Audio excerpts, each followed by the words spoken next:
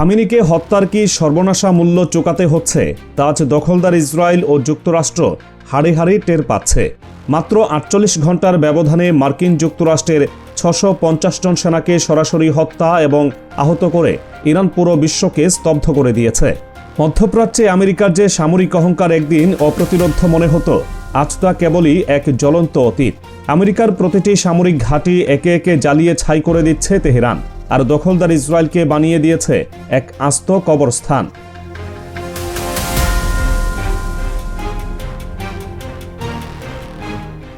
ইরানের আইআরজিসির মুখপাত্র অত্যন্ত খুশি হয়ে ঘোষণা করেছেন, যুদ্ধের প্রথম 2 দিনেই ৬৫০ জন আমেরিকান সৈন্য সরাসরি নিহত ও আহত হয়েছে।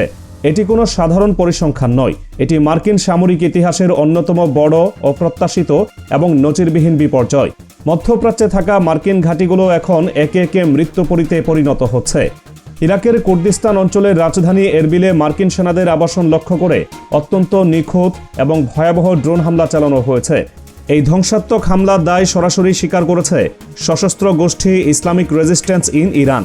তারা অত্যন্ত স্পষ্টভাবে জানিয়েছে, এরবিলের একটি সুনির্দিষ্ট হোটেল, যেখানে মার্কিন সেনারা বিলাসবহুলভাবে অবস্থান করছিল, ঠিক সেখানেই ড্রোন হামলা চালানো হয়েছে।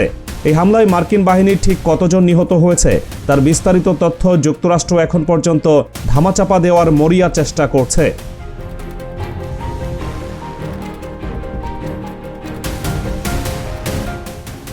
শুধু ইরাক নয়, পুরো আরব উপদ্বীপ জুড়ে থাকা মার্কিন ঘাঁটিগুলো এখন ইরানের সরাসরি এবং ভয়ঙ্কর লক্ষ্যবস্তু। সংযুক্ত আরব আমিরাতে দুবাইয়ে অবস্থানরত মার্কিন বাহিনীকে লক্ষ্য করে আইআরজিসির নৌবাহিনী অত্যন্ত নিখুঁত এবং জটিল হামলা চালিয়েছে।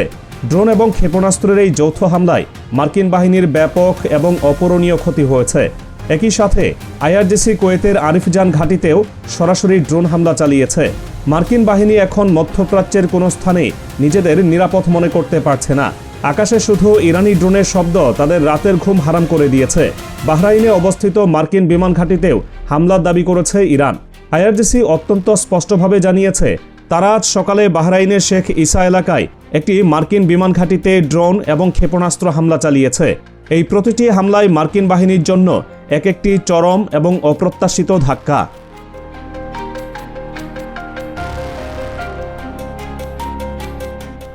ইরানের এই লাগামহীন আক্রমণের প্রধান লক্ষ্যবস্তু শুধু মার্কিন বাহিনী নয়, দখলদার ইসরায়েলকেও ইরান এক জ্বলন্ত নরকে পরিণত করেছে। উত্তর ইসরায়েলের অত্যন্ত গুরুত্বপূর্ণ রামাত ডেভিড বিমান ঘাঁটিতে আজ ভোরে ভয়াবহ এবং কানফাটানো হামলা চালিয়েছে সশস্ত্র ইসলামী রাজনৈতিক গোষ্ঠী হিজবুল্লাহ। তারা অত্যন্ত স্পষ্টভাবে জানিয়েছে, ড্রোন মোতায়েন করে ঘাঁটির রাডার সাইট এবং নিয়ন্ত্রণ কক্ষগুলোকে সরাসরি লক্ষ্যবস্তু করা হয়েছে।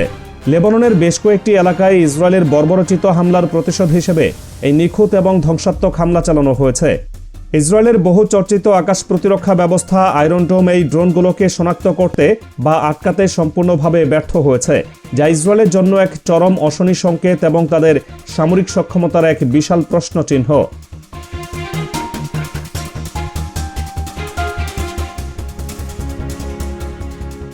মার্কিন প্রেসিডেন্ট ডোনাল্ড ট্রাম্প যতই হুমকি দিন না কেন, ইরান এখন তার কোনো সতর্কবার্তারই তোয়াক্কা করছে না। ট্রাম্পের সরাসরি এবং দম্ভক্তিপূর্ণ সতর্কবার্তা উপেক্ষা করে সৌদি আরবে ফের অত্যন্ত শক্তিশালী ড্রোন নিক্ষেপ করেছে ইরান। এবার হামলা করা হয়েছে খোদ রাজধানী রিয়াদ এবং সংলগ্ন উপশহর আলী খার্জে। সৌদি আরবের প্রতিরক্ষা মন্ত্রণালয় এক আনুষ্ঠানিক বিবৃতিতে এই ভীতিজনক তথ্য নিশ্চিত করেছে। তারা দাবি করেছে, ইরান থেকে আসা ড্রোনগুলোর মধ্যে অন্তত 8টিকে তারা আটকাতে পেরেছে, কিন্তু ঠিক কয়টি ড্রোন ছোড়া হয়েছিল এবং এই হামলায় ঠিক কতটা লজিস্টিক ও সামরিক ক্ষতি হয়েছে তা তারা সুকৌশলে এড়িয়ে গেছে। আজ মঙ্গলবার ভোরের দিকে সৌদিতে মার্কিন দূতাবাসে 2টি ইরানি ড্রোন সরাসরি আঘাত হানে। এর পরপরই প্রেসিডেন্ট ট্রাম্প অত্যন্ত রেগে গিয়ে ঘোষণা করেন, সৌদিতে যুক্তরাষ্ট্রের দূতাবাসে হামলার কড়া জবাব দেওয়া হবে। কিন্তু তার এই ফাঁকা বলির কয়েক ঘন্টা পার না হতেই ইরান ফের সৌদিতে ড্রোন হামলা চালিয়ে ট্রাম্পের অহংকার চূর্ণ করে দিয়েছে।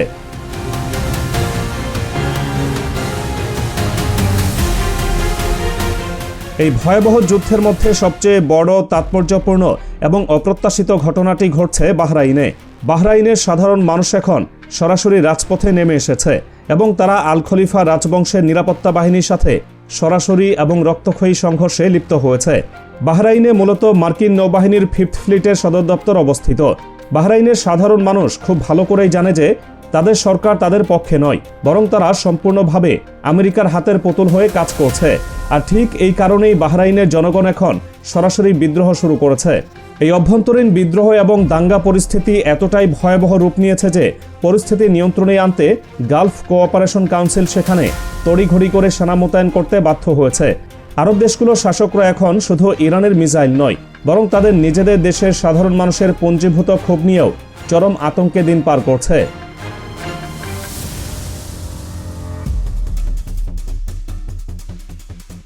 যুদ্ধ এখন তৃতীয় দিনে গড়িয়েছে এবং এর ভয়াবহতা প্রতি মুহূর্তে এক নতুন এবং চরম মাত্রায় বৃদ্ধি পাচ্ছে।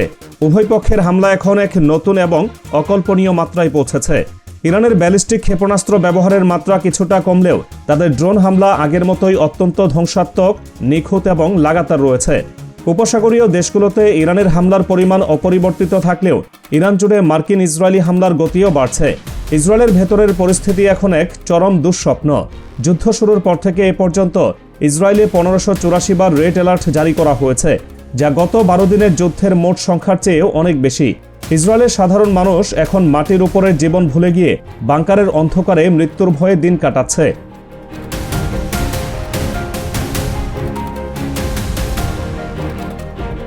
এই যুদ্ধে যুক্তরাষ্ট্র এবং তাদের মিত্রদের চরম প্রযুক্তিগত ব্যর্থতা এবং বোকামিও প্রকটভাবে ফুটে উঠেছে। যুদ্ধের প্রথম এয়ারকিল রেকর্ড করেছে কুয়েত, তবে সেটি কোনো শত্রুর বিমান নয়।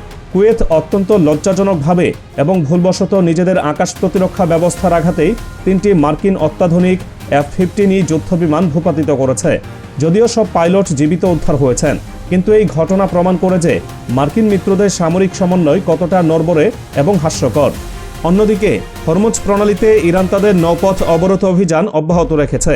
এই পর্যন্ত 6টি বাণিজ্যিক জাহাজে হামলা চালিয়েছে ইরান এবং এই অঞ্চলে জাহাজ চলাচল কার্যত পুরোপুরি স্থবির হয়ে পড়েছে। বিশ্ব অর্থনীতি এখন এই অবরোধের কারণে এক চরম হুমকির মুখে এবং তেলের বাজার যে কোনো মুহূর্তে ধসে পড়তে পারে।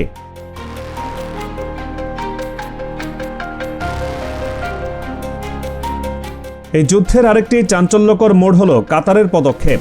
কাতার আনুষ্ঠানিকভাবে ঘোষণা করেছে তারা দুটি ইরানি Su-24 ট্যাকটিক্যাল বোমারু বিমান ভূপাতিত করেছে। ইসরায়েল ও যুক্তরাষ্ট্রের বাইরে এটি ইরানের বিরুদ্ধে কোনো আরব দেশের প্রথম সরাসরি আক্রমণাত্মক পদক্ষেপ। এর মাধ্যমে কাতার মূলত নিজেদের অবস্থান পরিষ্কার করেছে যে তারা এই যুদ্ধে মার্কিন বলয়েরই অংশ। অন্যদিকে প্রেসিডেন্ট ট্রাম্প এবং তার প্রতিরক্ষা সচিব পিট হেগসেথ অত্যন্ত মরিয়া হয়ে জানিয়েছেন যে প্রয়োজনে তারা ইরানে সরাসরি স্থল সেনা পাঠানোর বিষয়টিও উড়িয়ে দিচ্ছেন না। কিন্তু মধ্যপ্রাচ্যে ইতোমধ্যেই মার্কিন সেনা নিহতের সংখ্যা আনুষ্ঠানিকভাবে বেড়ে 6 জনে দাঁড়িয়েছে এবং আহত হয়েছে 20 টনেরও বেশি। ট্রাম্প এই হত্যার প্রতিশোধ নেওয়ার শপথ করলেও আইআরজিসি স্পষ্ট করে জানিয়ে দিয়েছে যে তাদের প্রতিটি ঘাঁটিতে হামলা হবে।